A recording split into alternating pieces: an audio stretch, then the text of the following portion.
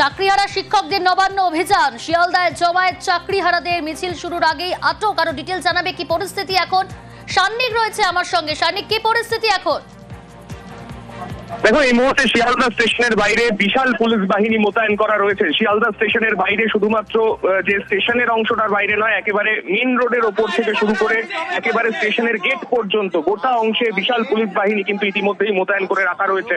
এবং যারা যারা মেট্রো স্টেশন মূলত যে কর্মসূচি তাদের ছিল, যারা চাকরিহারা শিক্ষক তাদের যে কর্মসূচি ছিল নবান্ন অভিযান, অর্ধলগ্ন হয়ে নবান্ন অভিযানের তারা ডাক দিয়েছিলেন এবং তাদের এই অভিযান মূলত শিয়ালদা স্টেশনে জমায়েত করেই তাদের শুরু করার কথা ছিল।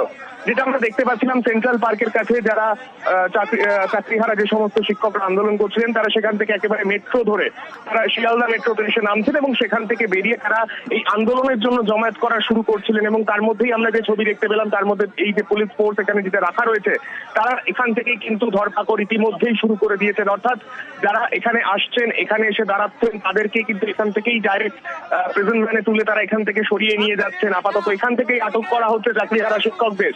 বেশ কয়েকজনকে ইতিমধ্যেই আটক করা হয়েছে শিয়ালদা স্টেশনের বাইরে থেকেই। যারা শিয়ালদা স্টেশনের বাইরে মেট্রো স্টেশন থেকে বেরিয়েছেন, তারপরে কিন্তু তাদেরকে আটক করার প্রক্রিয়া কিন্তু ইতিমধ্যেই শুরু করা হয়েছে।